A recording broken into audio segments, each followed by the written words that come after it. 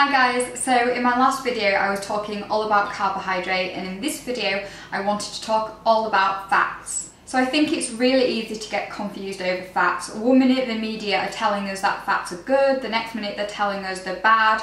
There's loads of low fat products out there, so who and what should we believe? The fact of the matter is that for health, the Mediterranean diet is one of the healthiest around, and that is a pretty moderate fat diet, so between 35 and 40% of calories coming from fat. Not all fats though are created equal, and we've got unsaturated fats in our diet and saturated. Unsaturated fats are things like oily fish, nuts, seeds, olive oil, rapeseed oil, avocados. Saturated fats are things like animal products coming from butter, meat, also coconut oil. Then there is a third type of fat called trans fats, which are basically processed or hydrogenated oils, hydrogenated fats, and I can safely say that trans fats are the worst thing for your body. So when you're looking on a label, if it says hydrogenated vegetable oil, I personally wouldn't buy the product.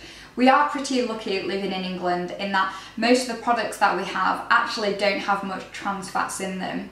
Margarine used to be made with trans fats, but I think in the 80s they changed the production method, so we're okay from a margarine point of view. So now that I've introduced the different types of fats in our diet, so we want to get rid of the trans fats and just focus for now on the unsaturated and the saturated.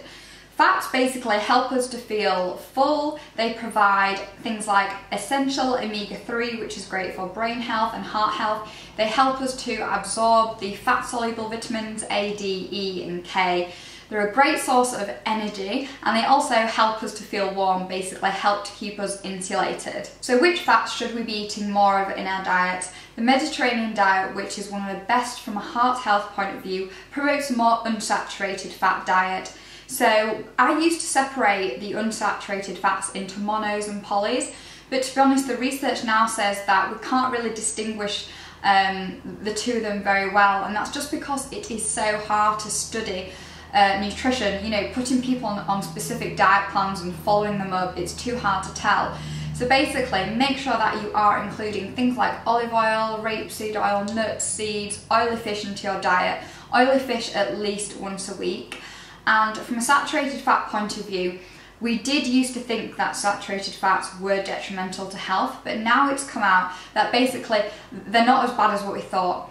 From a heart health point of view, saturated fats are pretty neutral, so they're not going to increase your risk of cardiovascular disease, so heart disease, but they're not going to lower it either. So there is nothing wrong with using things like butter on your bread or coconut oil in cooking, which I love coconut oil, it tastes great, it's good for cooking at high temperatures, but make sure that you are including lots of other unsaturated fats in your diet as well, so your nuts and your olive oil on things like salads as well. I mentioned calories in my carbs video, and fats do come in with quite a substantial amount. So per gram, carbs and protein provide 4 calories.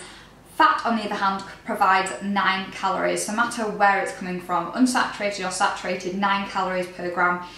This means that although it's good to include fats in the diet, too much of it, like with anything, is going to cause weight gain. So I wouldn't promote deep fat fine foods, but if say you're adding a teaspoon or a tablespoon to a salad dressing, that's great. But just be conscious that if you're upping the fats in your diet, you might want to say reduce your carbohydrate intake so that your total calorie intake is still the same, so that you don't gain weight. So I really hope that you found this video useful. I will put a full blog post with more information down below. Things like what happens if you're vegetarian and don't eat fish. So fantastic source of omega-3 are things like walnuts and flaxseed oil. So more information like that and more will be in my blog post, so on nicksnutrition.com. If you have enjoyed this video, please do give it a thumbs up and subscribe. Any questions, just write them below, and I look forward to seeing you next week.